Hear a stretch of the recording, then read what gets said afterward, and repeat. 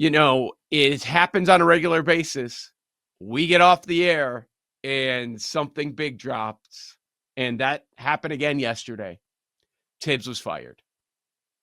This was not something I heard talked a lot about nationally. I just threw out the idea myself, and I was getting tweets, Bet Sweats, at Joe Ostrowski. I know you were as well, at SP Shoot, just about this idea. And I'm kind of torn on it because it's not something that I was demanding. I wasn't banging my fist on the table. You got to fire Tibbs. This is the move. You got to fire Tibbs. But just based on where that organization is, just kind of reading the tea leaves a little bit. Tibbs has been there 5 years. We know the story with Tibbs. It's not going to be a long tenure. And they could think it's run its course. We hit Tibbs' ceiling. And apparently that's exactly what the Knicks feel. We don't really know because Leon Rose doesn't talk. I would be very frustrated if I was a Knicks fan just because of that. You have no insight into this team because Leon Rose is just a press release guy. But Tibbs gets fired after 5 years. They get all the way to the Eastern Conference Finals, furthest the Knicks have gotten in 25 years. You got to be careful because we saw this in Chicago. You don't know what you got until it's gone. And he enhanced a lot of their franchise, right? He made them better. He made them tougher. They played defense. And I saw your guy, Ben Stiller, come out of the woodwork and say, thank you, Tibbs, for doing everything you did. Who are they going to go to now? I saw Big Cat Barstool saying Jay Wright. I saw a bunch of rumors about this guy and that guy. Here's the problem with Tibbs, and it happened in Chicago. They went to Hoiberg after Tibbs. It was not better. What is the next step for the Knicks? He got them literally on the doorstep. Now what? I think it's a bad move.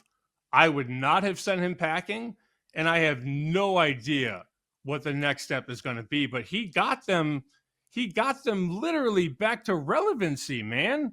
How do you fire a guy that got you back to being relevant? I'll never get it. I'll never understand it. And now what? You go to Jay Wright? You go to, what do you do? Phil Jackson? You going to bring Phil Jackson back? What do you do now? That's a great question. I think the first name that a lot of people are going to bring up, naturally, Michael Malone. He had a lot of success in Denver. But that's the name. I assume they already have their guy. If not, they don't know what the hell they're doing.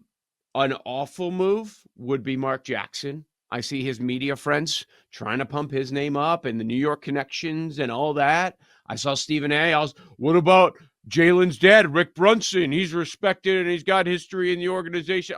Could you imagine a player's dad coaching? Like, oh my God, that would not be a great fit. In New York, star player's dad is the head coach. That wouldn't work. Like I said, I don't agree with the move. I just kind of connecting the dots.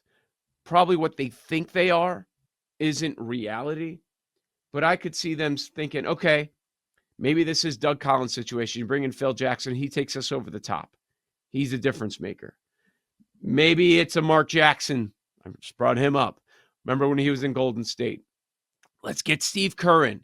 And then they end up winning 4 titles, gets them to the next level. Maybe they think there's just another coach out there that can get them to that next level that Tibbs can't do. But the surprising part is it happens in his best season. In back-to-back 50-win seasons you just saw, and they're like, now it's time to go. There's probably stuff going on behind the scenes. When the Bulls fired him, there was stuff going on behind the scenes. He wears on people. He just does. And I think that's the human element, that they were probably sick of Tibbs.